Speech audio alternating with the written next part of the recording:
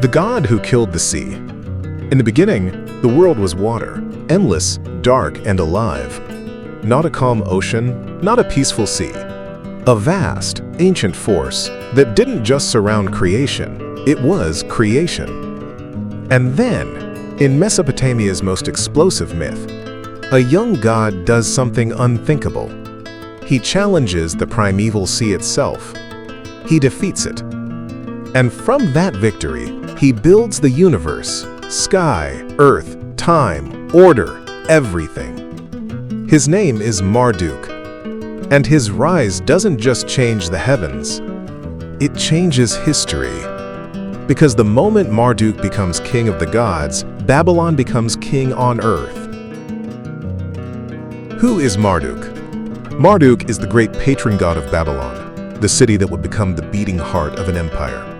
In later tradition, he isn't simply a powerful deity, he is treated as the king of the gods, the one who holds the cosmic authority to judge, command, and organize reality. His myth is preserved most famously in a Babylonian creation epic called the Enūma Eliš, a story that is part theology, part origin tale, and part political declaration. Because here's the twist. Marduk wasn't always the top god. His climb to the throne mirrors Babylon's climb to supremacy. So if you want to understand why Babylon saw itself as the center of the world, you start with the moment Marduk turns chaos into a kingdom. Before Marduk, a universe of older gods. Before there were cities, before there were kings, before there were temples reaching toward the sky, there was only water. Two primordial powers ruled the beginning. Apsu, the fresh waters, deep, hidden, subterranean. And Tiamat, the salt sea, vast, ancient, and overwhelming. From them came generations of gods. And those younger gods brought movement into the stillness, noise into the silence, change into the deep. But change has consequences. The older powers grew threatened. In some versions of the tale, Apsu decides the younger gods must be silenced, removed, before they undo the original order. And this is where a key figure enters. Ea, also known as Enki, a god of cunning, wisdom, and deep magic. Ea outmaneuvers the danger. He survives the conflict that threatens to wipe out the younger gods. And in the aftermath, after the old order fractures, a new generation is born into a universe that is already unstable. A universe where peace is temporary, and power must be claimed. And it is here, in the shadow of older gods and rising violence, that Marduk appears. Not yet king, not yet supreme, but already different, already dangerous, already inevitable. The War of the Gods, Marduk versus Tiamat. The myth doesn't drift into war. It crashes into it. Because the conflict doesn't end with one victory or one clever escape. It escalates. And it escalates until the primeval sea itself becomes an enemy. Tiamat, once simply the ancient salt waters of the beginning, becomes the face of terrifying power. Not merely a goddess. Not merely a mother of gods. But a force that represents what happens when the universe refuses to be controlled. The younger gods are thrown into panic. They sense something coming, something ancient waking up. And the Council of Gods does what frightened powers always do. They look for a champion. But no one wants the job. Not when the enemy is Tiamat. Not when the enemy is the sea that existed before the sky. Not when the enemy is a force so old, it feels like it cannot be killed, only endured. And then Marduk steps forward.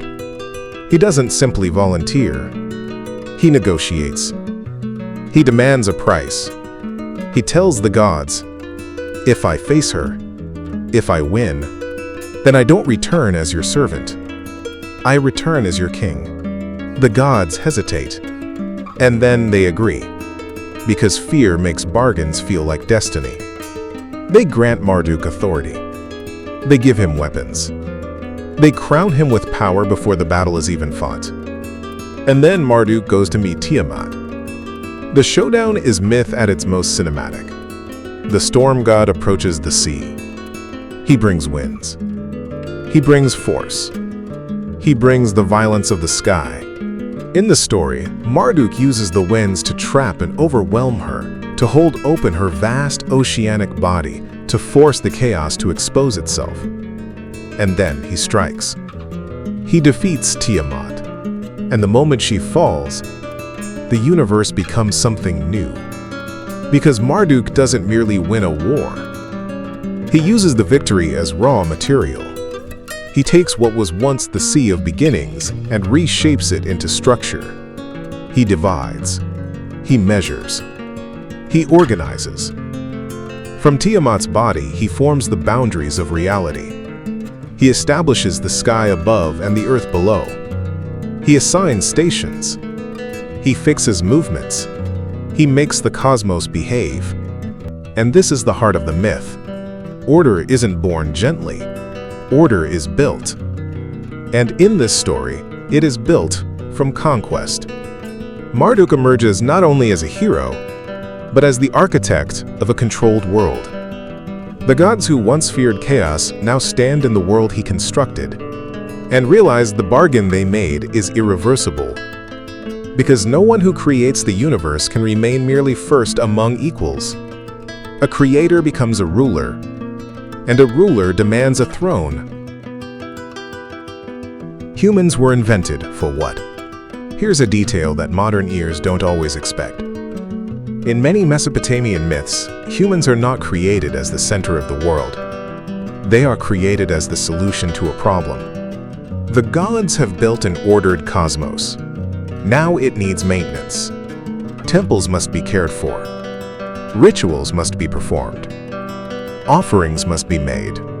The divine system must continue to run. So humanity is created to carry burdens the gods no longer wish to carry. In this worldview, people aren't a cosmic accident. They're infrastructure. And the world is not a gift. It's a job. The 50 names. Why naming is power. After the war, the gods gather again. But now the atmosphere is different. They are no longer choosing a champion. They are recognizing a sovereign. And one of the most important moments in Marduk's rise is not a battle. It's a ceremony. Marduk is given many titles, often remembered as the 50 names. To modern viewers, it can sound like repetition. But in the ancient logic of the story, names aren't decorations. Names are authority. Each name represents a power, a function, a sphere of influence. To name a god is to define what that god can command. To grant many names is to grant total dominion. So the 50 names aren't just praise. They're a cosmic legal document, a divine constitution. The gods are essentially saying, all major powers flow through Marduk now. Order, judgment, kingship, the shaping of reality, the defense against chaos. And with every title, the message becomes clearer. Marduk is not simply strong. He is necessary. Because the universe he built is now dependent on him. And that's what makes his reign feel absolute. If Marduk falls, the world returns to the sea. The dragon that carries a god.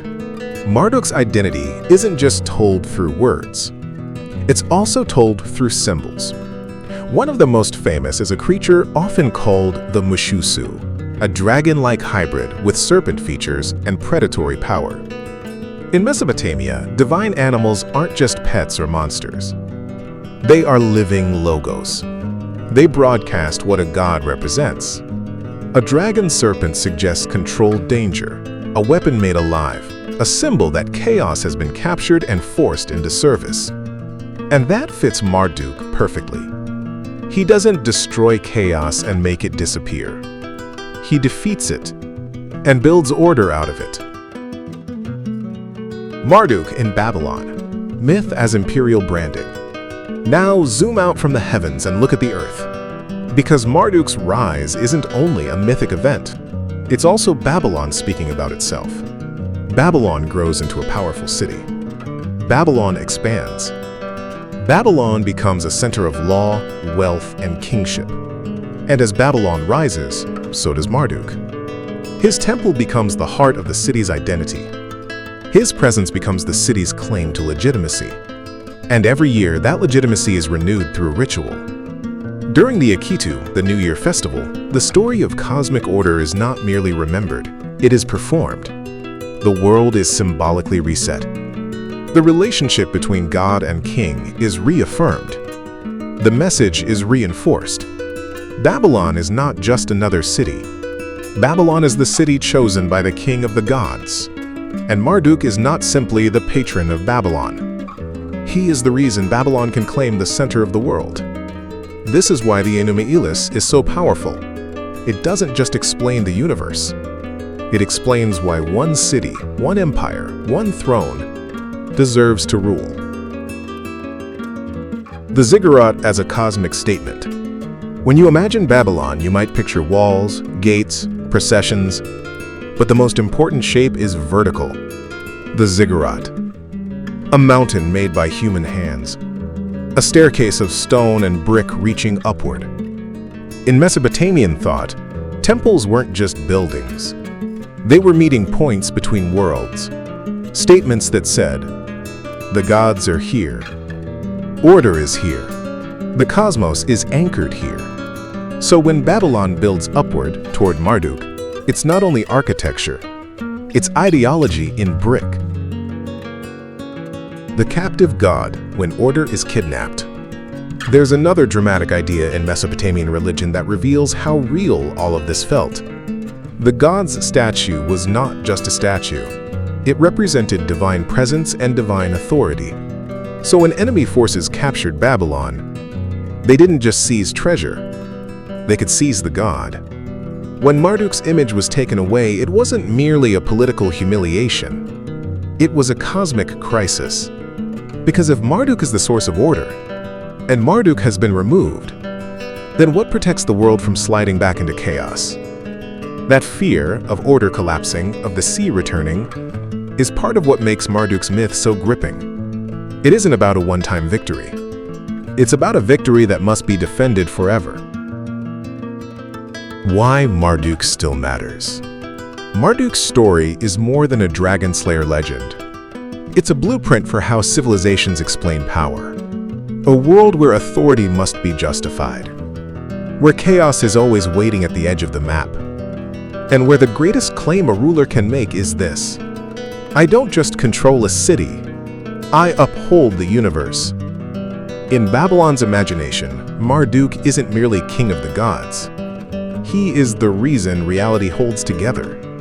And the moment he defeats the sea, the world becomes a kingdom.